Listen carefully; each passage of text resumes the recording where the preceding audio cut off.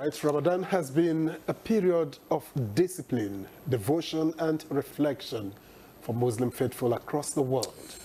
You're right, Victor. And as we await the sighting of the crescent moon to signal Eid al-Fitr, preparations are already underway in many homes and communities. So how ready are we for a safe and hitch-free celebration? Big question. And what should Nigerians expect in terms of security, travel, and general preparedness? Well, we have now been joined here in the studio by Imam Musa Dawood, who is the coordinator, Islamic Family Foundation. A pleasure to have you join us on Good Morning Nigeria. Thank you very much. Good morning. Good morning, sir. Assalamu alaikum, Nigeria. Yeah, you're welcome. And also joining us via Zoom is one of our regulars, Dr. Yahuza Getso, is a security intelligence and investigation expert. Dr. Getso, it's good to have you join us. Good morning. Thank you for having me. All right, let's begin with the Imam here in the studio. And as Muslims are waiting to sight the moon, what is the significance of this moment? I know a lot of people expected it yesterday. They were hoping it would be sighted. Well, the wait continues. How does it feel? I think the wait is over. The wait is over. I also be live Nashitani Rajim. Bismillah Rahman Rahim. Allahumma salli ala Muhammad wa sallim. Yes, the template for whatever we do is already spelled out in the Quran and the practice of the Prophet. And the practice concerning the Ramadan is that you start it when the moon is sighted and you end it when the moon is also sighted. That is 30 or 29 cycle. Now, if the Ramadan is 29, we start searching for it. Whether you now see it or not, if you see it, the fast ends at 29. If you don't see it, you go to 30. Whether you see it or not, the fast ends there. It must not go beyond 30. You cannot fast Ramadan before it starts, but you can pay back Ramadan after Ramadan. Look at it. Suppose it ends in 29. Yeah. By human error, we thought it ends in 29, and we do Salah today. If it now discovered that it was short one, you can pay back anytime. But if you voluntarily breach it, then you pay back 60 for one. So that is why the search must be thorough, and there should be no deception about it. Okay, thank you. When it is not seen, it is not seen. Now, whether we see it tonight or not, Salah is tomorrow. Okay, at least the 30-day fast is completed. Okay, thank you so much for that clarification. Let's get to our security expert that's talking about Dr. Getso. What are the key safety concerns at this period, that during this festive period, that Nigerians should watch out for? The key security concerns. Bismillahirrahmanirrahim. I want to first of all congratulate my fellow Muslim brothers for having a privilege to be part of those who have been able to see the month of Ramadan, and may we see more of it in the later future. You know, there are a lot of issues concerning the security of life and property, especially at this trying moment of what Nigeria is all about in the couple of years. So now, as we are celebrating the Eid al-Fitr, you know, many of the criminals and other enemies will take advantage. So we need to understand ourselves. I must commend the preaching sessions, because almost there is no preaching session that was conducted during the month of Ramadan by almost all the scholars without discussing the subject matter security. It is quite important. We commend the the Islamic scholars for taking time during the month of Ramadan to take the advocacy and sensitization sessions and make a clarion call to our leaders and the fellow members of the country in order to understand that security is everybody's business. So it is not only the responsibility of Mr. President Bola Ahmed Tinubu, the Minister of Defense, the military on the field, the police moving all over here and there, but rather the responsibility of all. So now, as we are staging into the Eid al-Fitr, there are 7 outline things, or 9, that's supposed to be initiated. Some by the government, by the authority themselves, some by the head of households, and some by the mothers, and some by the community members. Now, what is expected from the government at all levels is the authorities, right from the councillor, the local government chairman, the members of the state assembly, and the members of the House of Representatives, the Senate, and all the political appointees, head of parastatals and agencies, is the fact that now you are going to meet with many other people. Remind them that see something, say something, because it has to go into every Nigerian's ear. It must ring to everybody that if you see something, say something. That is one. So all the responsible leaders must to take this advocacy and must to take the advantage of people they are going to meet at various levels, at various stages, to remind them about the importance of see something, say something. Secondly, the authority need to retighten. I commend the Nigerian police and the DSS as well as all the agencies, because I have seen messages going around through the social media and also from the through also the traditional media, whereby people are being sensitized by the police authority, the police public relation officers from the national to state down to the divisional police offices. They are trying to sensitize and enlighten people about the normal conventional activities, and also to caution people about what might happen and the need to report and share information, especially intelligence.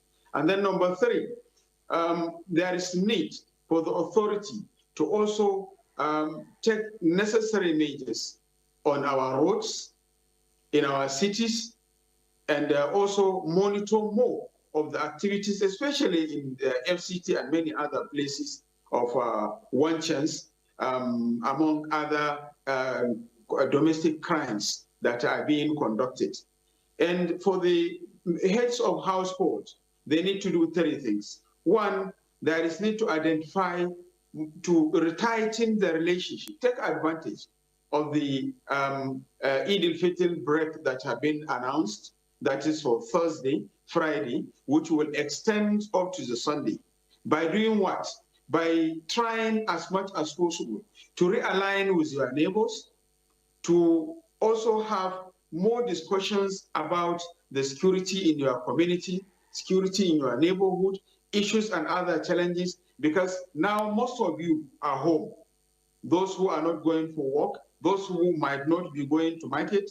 So those sessions where you will be sitting, maybe in the mosque, maybe in front of the houses, maybe wherever you may be sitting, please discuss the subject matter security, remind one another, and follow up on the neighborhood reconciliation, dialogue, addressing common conflicts, understanding the neighborhood.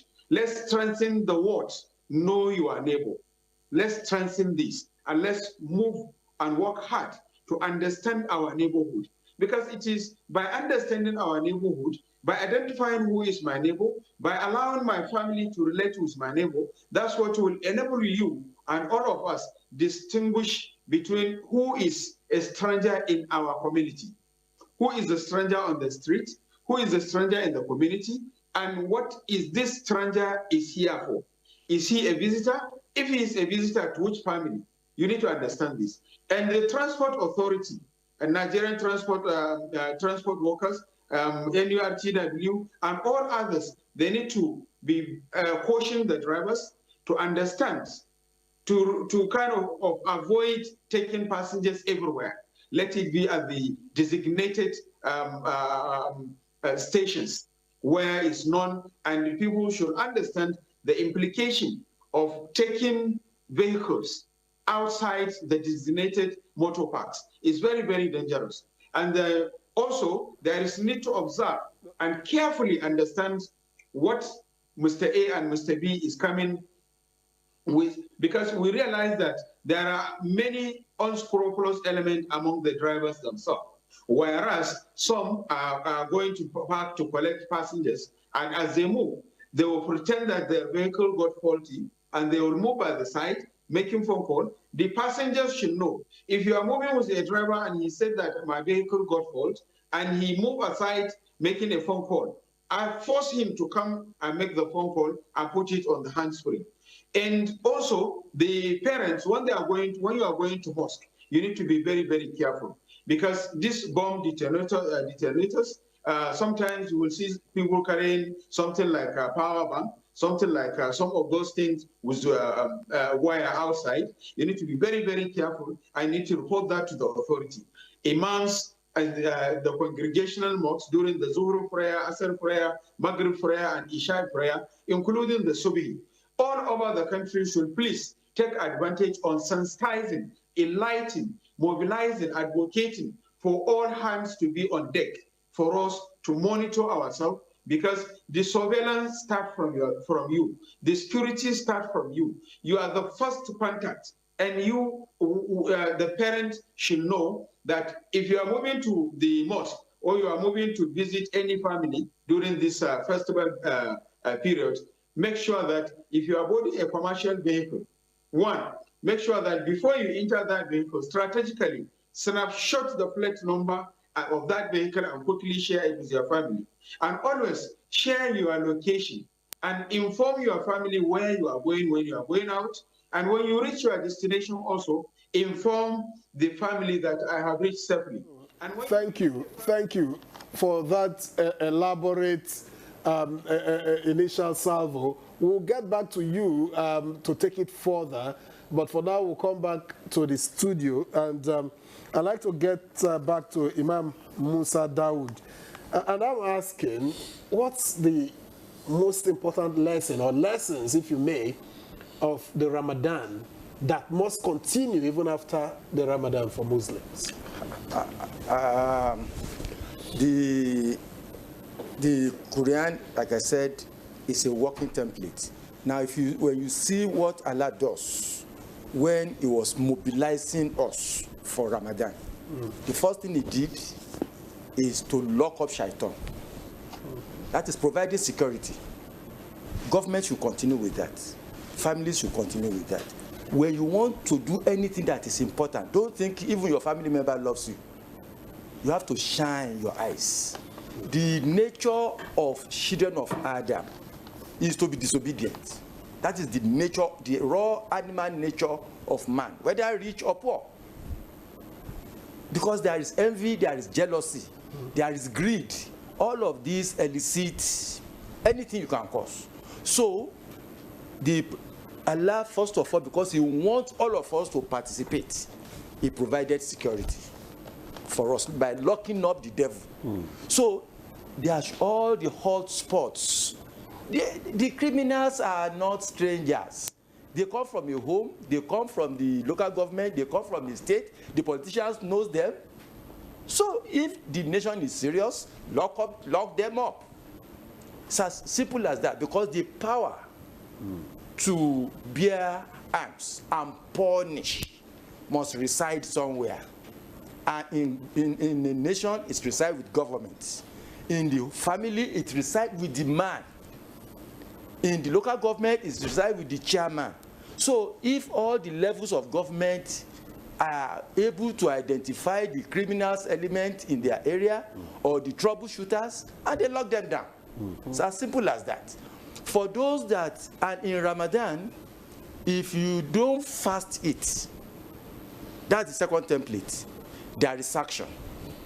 When you miss one, you pay 60 for one. Regardless of the circumstance, what if for health reasons you cannot? For health reasons, for pregnancy, for those that are sick, for those that are traveling, you miss it, you are allowed to leave it, but you pay back after Ramadan.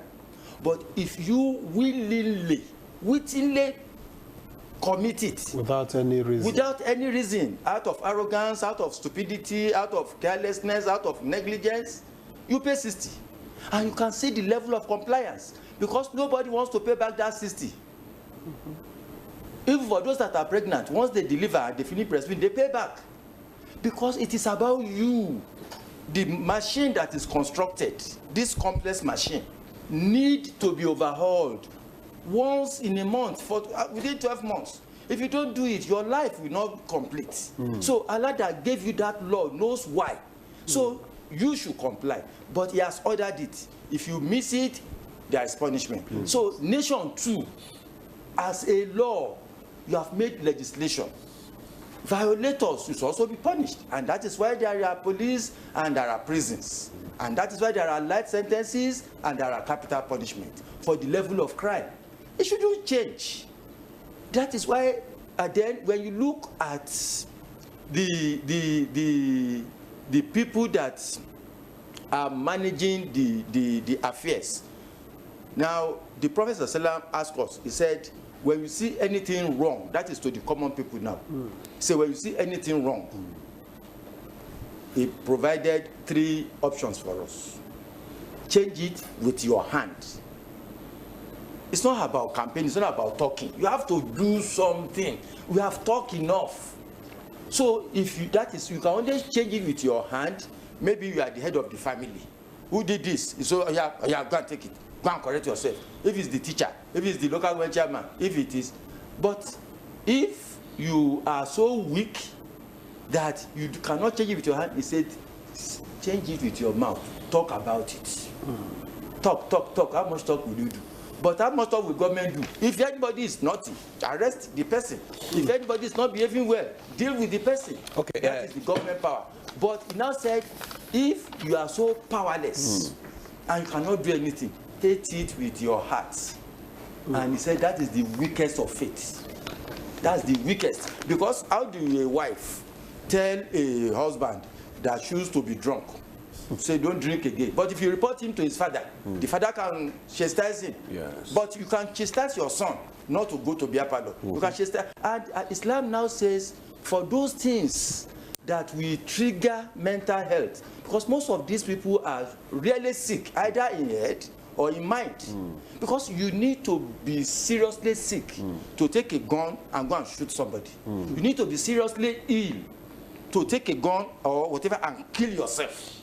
If you kill yourself, you commit suicide in Islam, you will not have a rest until resurrection day, and you'll be in that perpetual position of punishment. If you kill others, the sin of the person you kill is transferred to your luggage. Okay.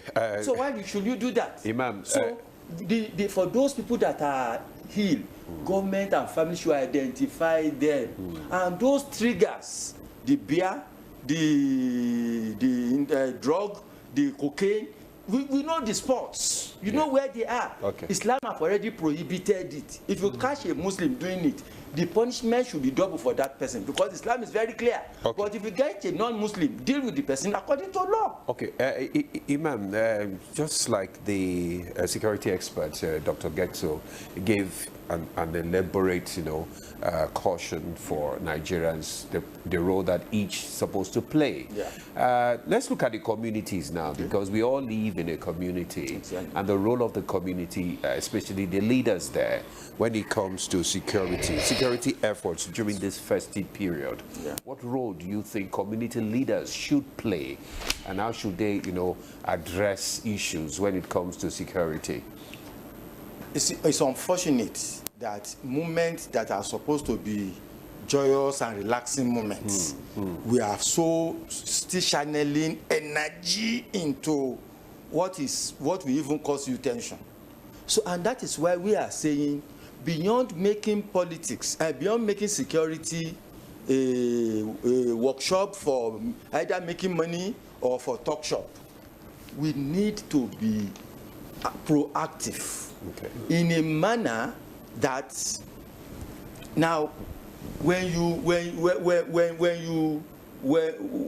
some people are manufacturing all these arms and ammunitions. Local manufacturing. Whether local or international, they are all criminals. Anybody who is manufacturing arms for exports or to be distributed within is a criminal. So people want, because they want to make profit. Those that are selling, government have banned sachet alcohol since. But some people are complaining it's affecting their business, and they are still smuggling it in. Cocaine, some people are smuggling because there is money. And that is why it will not stop. So those sources, whether international or local, should be identified and plugged, name and shame. Because we will only be deceiving ourselves if we think those that are making money from prostitution, from intoxicants, from drugs, from arms, if we think they are going to rest, we are joking. Virtually all homes have one drug child or not. At least I know that of FCT. How did they get there? Even in the homes of professors, if you are not careful, in the homes of religious scholars, because the family have been degraded. So where do you begin from there? So, and they keep giving us narratives that we are not civilized. We are not civilized. And the import, we know those arms, are they being made in Nigeria? Those bam, are they being made in Nigeria? Those AK-47, are they being made in Nigeria? Some people are importing it. Those that are causing wars across the borders, you think they will allow us to rest? So this is and that is why we are saying in Islam, for you to have security, there are three things that must happen. Yeah. You must have a leader. That is, we have government, we have husbands, we have local government, we have state governors. They are leaders, Abi. Number two, after leadership, is that there must be laws. The laws must be implemented, must be executed without fear or favor, because without it's about life. In Islam, there should be no. The Prophet ﷺ says, if my daughter Fatima stole, I will cut her hand. All right. But big men, just a phone call, you release them. All right. So how do you do that? And this government have said, talk to the state governor, allow the people to breathe. Local government, allow them to get their money. How do you secure a country when local government is not functioning? All right. Thank you. How do you secure a country where people are not paid? Imagine FCT not being paid until of recent. It's a sickness. It's sickening. Thank you. So the whole gamut of security, of governance, is to make people to rest. You don't turn them to vigilante on their own. Why are they paying tax? All right. Thank you, Imam Dawood. So what we are saying, we have done our bid during Ramadan. We preached through the Quran. We use the Quran. The whole world heard it. So the template is there. It is a revival time for the world, for the state, for the country, for the family. Thank you, Imam Dawood. We don't have a lot of time left. Work with it. You will discover that there will be peace. Thank you. Right, thank you. Let me get back quickly to Dr. Yahuza Getso. And I'm just wondering, in your own estimation, what would, a safe, peaceful, and fulfilling Eid celebration look like for you, given the times that we are in? In 2 minutes. Sorry, come again. I said, what would a safe, peaceful, and fulfilling Eid celebration look like for Nigerians this year, from where you stand, given all that is happening at the moment? Well, many people have a lot of concern and caution, especially in the areas of northeastern part of the country and northwest and north central. Looking at what has happened in Maiduguri and what has taken place during the period under review, that is during the month of Ramadan. And at the same time, other attacks being perpetrated by the criminals here and there. So it is expected for each and every one of us to, take a cautioned strategy. One, by ensuring that the criminals will take advantage of the fact that many of the personnel are on leave or may likely be relaxed. And also, even our borders need to be manned very well, because many of the criminals will take advantage for importing arms and illicit drugs, simply because the borders will be relaxed. It's expected to be relaxed in most cases, because you realize that most of the personnel may not be that active. And when you are leaving your houses, you need to also be careful. As a matter of necessity, there is need to have at least 1 or 2 people to be left behind in the houses, because many will take advantage in order to break into houses when people are left out for celebrities, for prayers, and other things. And we must learn to be vigilant. And like I said, and I'm still repeating myself, that security is the responsibility, is everybody's business. And all hands must be on deck for us to be able to attend and to have a peaceful celebration. It is quite necessary and important to note that as you move, you behave, you present yourself in a more of a very medium profiling, especially when you are moving in an area where that is silent. You don't need to pose. You don't need to carry too many expensive phones moving around with. And you should know the type of messages and information that you are sharing about yourself with who you are sharing. And when it is only very, very necessary, then you should do so. And at the same time, you should be vigilant and also provide information necessary for the, I'm still re-emphasizing that neighborhood.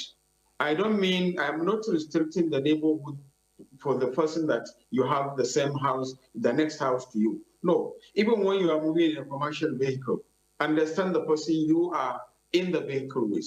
Even when you are moving, as you are trekking to the mosque, or you are moving to the festivities, or you are driving, try to understand who is next to you and try to use common sense to understand.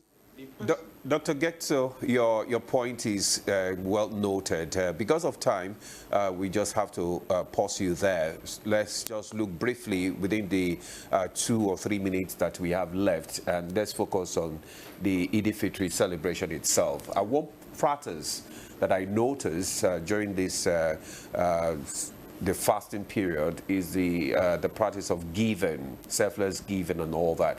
How do we begin to extend that beyond the fasting period? Because a lot of people, during this period, you see people, especially the less privileged, people give to them a lot and they share food with them, share resources with them. We need to extend this beyond the fasting period. How do we go about that? Well, the issue of charity has always been part of the faith, but what the society doesn't seem to recognize is that because we are all tailored and wired towards materialism, we are thinking it is when you give material things, you give empire, you give money, you give food, that we have done charity. In Islam, charity is beyond that. When you give during Ramadan, because it's an order, so Muslims have to save to be able to do good to the other person, to the extent that if it is that date, one date you have to cut it into 2 and give it to the other person to break his fast. How much is a date? So that is to tell you how simple it is to do charity materially. Now, when you now put a morsel of food as a husband in the mouth of your wife, it is considered as charity. When you take off broken bottle, injurious object from the road and put it into the bin, it is considered as charity. When you assist the deaf to hear, you communicate to him in a way that until he understands, it is considered as charity. When you take a blind man across the street, it's considered as charity. So it is that is why we say Islam is a way of life. Okay. It's a way of life because we don't support at Islamic Family Foundation. We don't want the people that will be collecting charity to be increasing. We want them to be reducing because in those days, this first bank, the first central bank, we call it Baitul Mal, was established because there was nobody that considered himself qualified to collect material charity. When you take it to house A, he says, I have sufficient. If you take it to house B, until there was nobody to give, they start having state fund. And that is it should be the practice. All right. The more people that are there collecting charity, the more oppression that we are seeing in the society. And we should check it. All right.